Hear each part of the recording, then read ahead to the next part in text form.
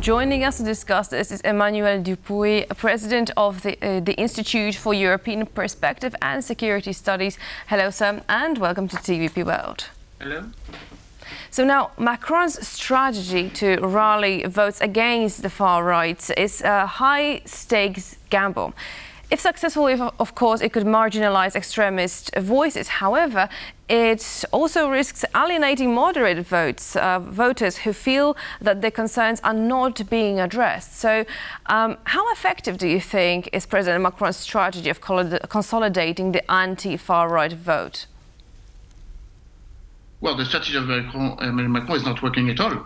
We have absolutely not the situation that you described.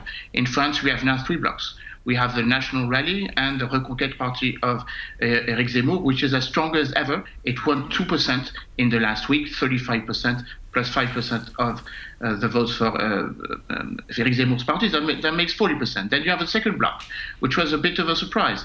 A new renewal, a new rejoined left party, going from LFI, the party of Jean-Luc Mélenchon, to the Greens and the Socialist Party, which has gained also 2%. And the third bloc, the ones that you're mentioning, the centrist bloc of Emmanuel Macron, which has lost a lot of its constituency, a lot of its legitimacy, because there's not a clear sustain, if I may say so, and could add there's a lot of disbelief or not an opposition to the proposition, to the decision made by Emmanuel Macron. So I'm not sure that there will be a sort of rally against the national front, a Republican front against national rally, or a Republican front against the socialist votes. On the contrary, there are three blocks. That means that the 30th of June and the 7th of July, they very well be a situation worse than the ones which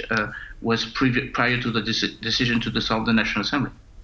Now, when it comes to this situation and the decision, we saw the former president, President Sarkozy, say that the decision to hold this vote after the upheaval of European parliamentary ballot is a major risk for France. Do you agree with that?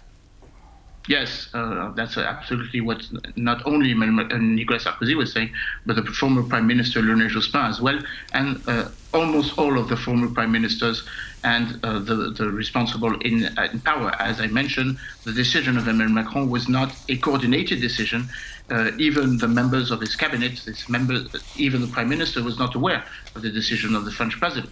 So there's a risk of dislocation, that's for sure, but this risk has not only appeared after the 9th of June election, the European parliamentary 9th of June election. This risk was already assessed since May 2022, when President Emmanuel Macron won the presidential election, but did not win the legislative election. And he has been running since this period on a very tense legitimacy, not having a absolute majority, and having been obliged to change three prime ministers, and of course not assessing its political stability.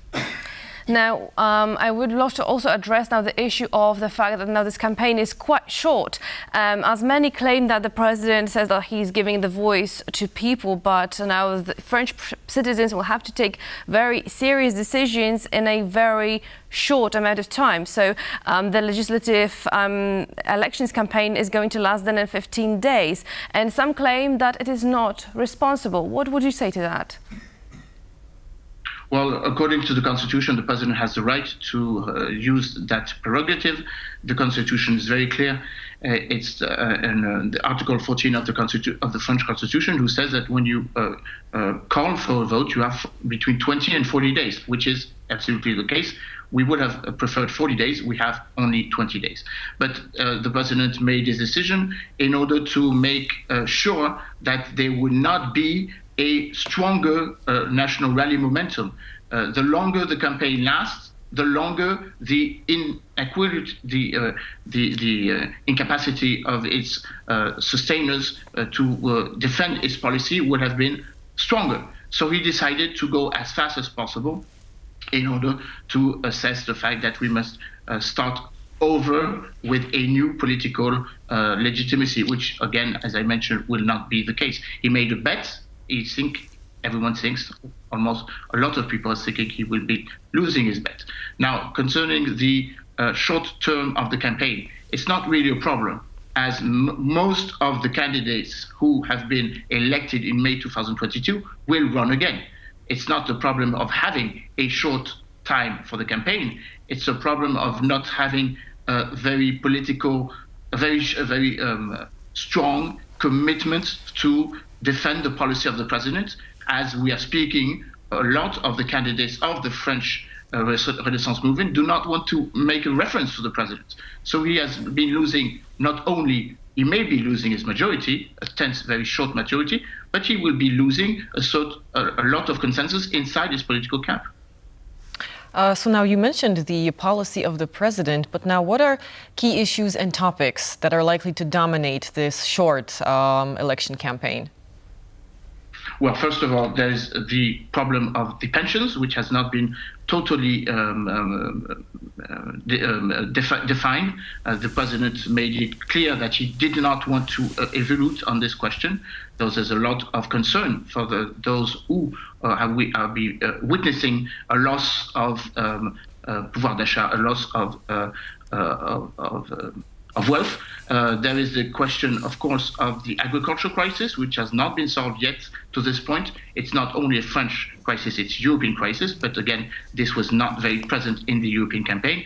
The foreign policy, of course, is something which is important, not essential, but important.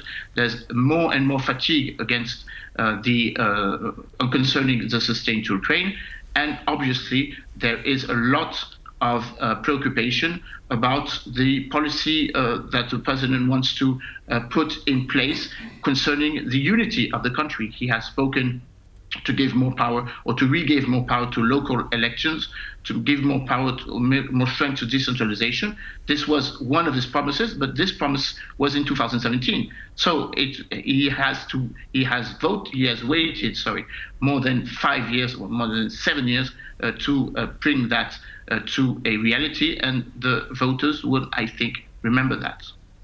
And certainly what we see is that now, with a short campaign period, candidates will also have to rely heavily on media and social media to reach voters, which also might change the dynamic as such. Emmanuel Dupuy, thank you so much for joining us and providing your insights on the matter. Thank you.